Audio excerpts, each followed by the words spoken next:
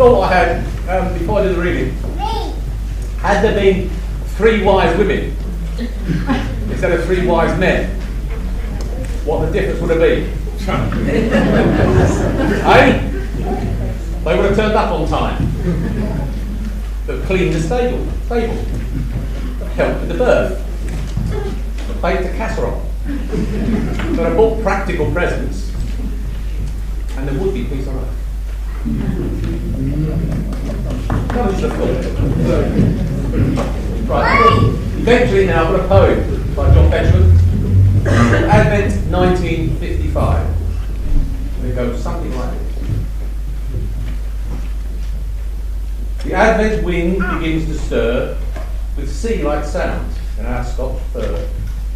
It's dark at breakfast, dark at tea, and in between the only sea, clouds hurrying across the sky. Rain-wet roads, the wind blows dry. Branches bending to the gale, against great skies, all silver, pale. The world seems travelling into space, travelling at a faster pace than in the leisured summer weather, when we sit and yet sit out together.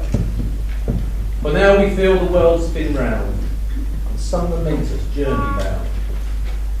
Journey to what? Journey to who? Journey to where? The Advent bells call out, prepare! Your world is journeying to the birth of God made man for us on earth. And how in fact do we prepare? The great day that awaits us there. On the 25th day of December, the birth of Christ, for some it means an interchange of hunting scenes on coloured cards. And I remember last year I sent out 20 yards like end-to-end of Christmas cards to people that I scarcely know. They sent a card to me, and so I had to send one back. Oh dear. Is this a form of Christmas cheer? Or is it, which is less surprising, my pride gone in for advertising? The only cards that really count are that extremely small amount from real friends who keep in touch and who are not rich but love us much. Some ways indeed are very odd by which we hail the birth of God. We raise the price of things in shops. We give plain boxes fancy tops, and lines which traders cannot sell, thus parcelled, go extremely well. We dole out bribes we call a present to those whom we must be pleasant. For business reasons, our defence is these bribes are charged against expenses and bring relief in income tax. Enough of these unworthy cracks. The time draws near the birth of Christ. A present that cannot be priced. Given 2,000 years ago, yet if God had not given so, he still would be a distant stranger and not the baby in a manger. Thank you.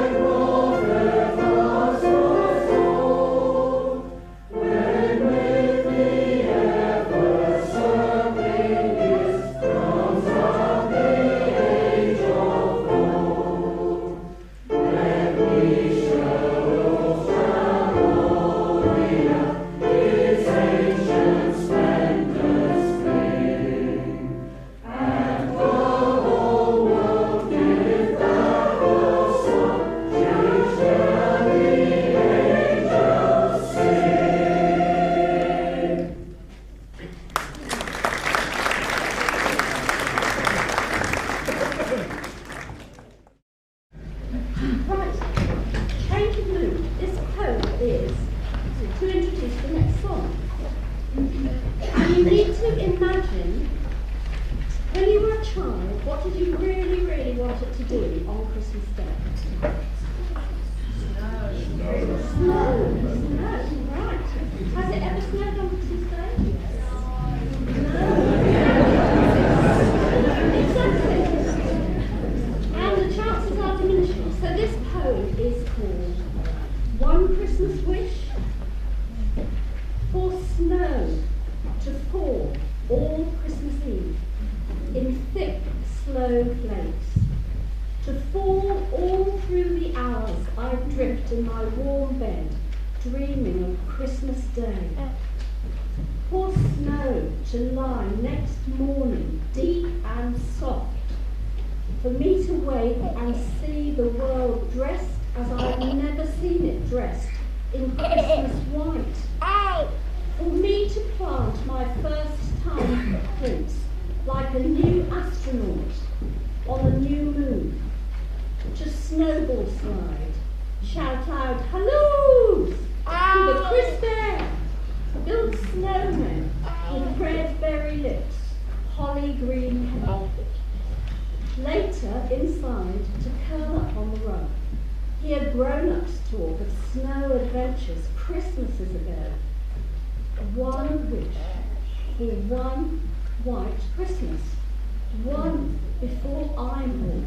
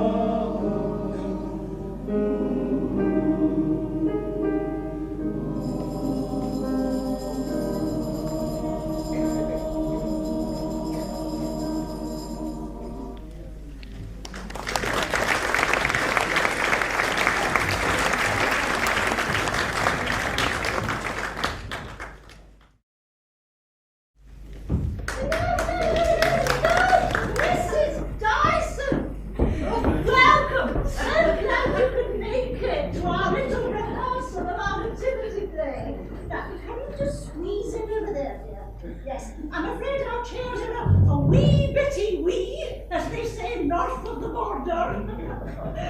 So, now then, boys and girls, we're going to start our rehearsal. So, where are my Mary and Joseph. Yes, that's right, Charlene. Take Dennis's hand and bring him here and sit down nice and quietly on this bench here. Yes, that's right, dear. No, don't drag him. Let him come of his own accord. No, don't hit each other. Mary and Joseph were friends. Yes, right. Now, who are my wise men? You're a wise man, aren't you, Geoffrey? Oh, no? Oh, you're a cattle, are you? And you're going to Low. Splendid. Now, you ought to go over there with Mrs. Boating. Mrs. Boating? Mrs. Boating, you're organising animals and angels, aren't you? Yes, this one's one of yours. Now, my wise men here, please. That's Billy, Peter, and George. George? Wise men don't do that. Now, my kings, please. Oh, now, Mrs. Dyson, I do know that by tradition the wise men and the kings were one and the same, but we did want everyone in our nativity play to have a chance. So we're going to take a few liberties, and I don't think anyone will mind. Right, now kings. Sidney, Neville, Cliff, and Nicholas Ananides. Yes, 4 kings, I'm afraid. Well, we do have 4 lovely crowns, and it seemed a pity not to use them.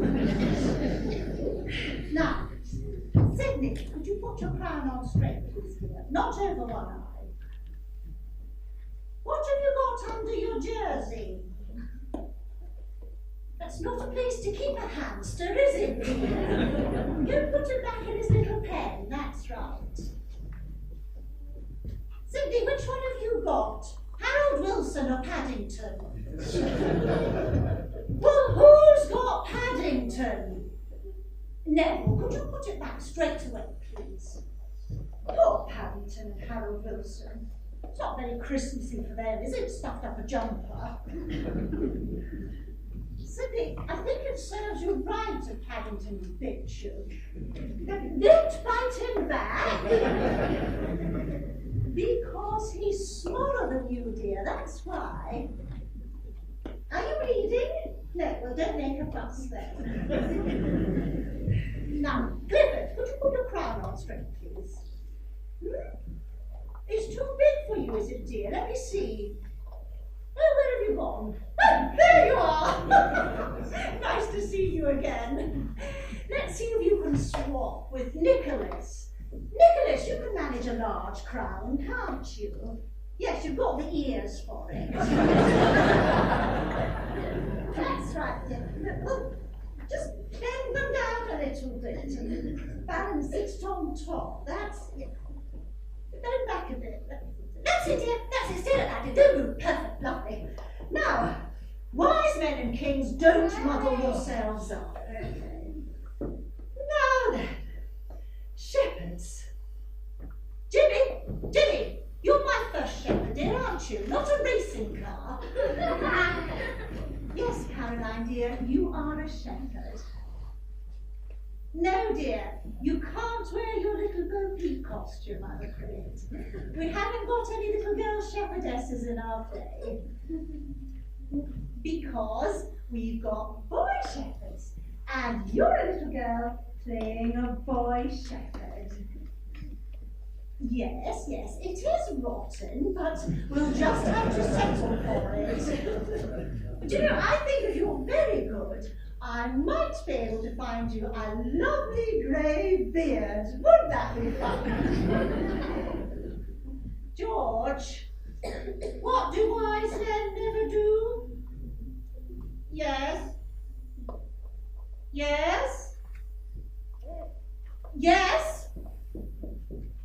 Now, Jimmy, you're my first shepherd, aren't you, dear? So, do you remember what you do? Do you remember what you see up Something lovely, isn't it?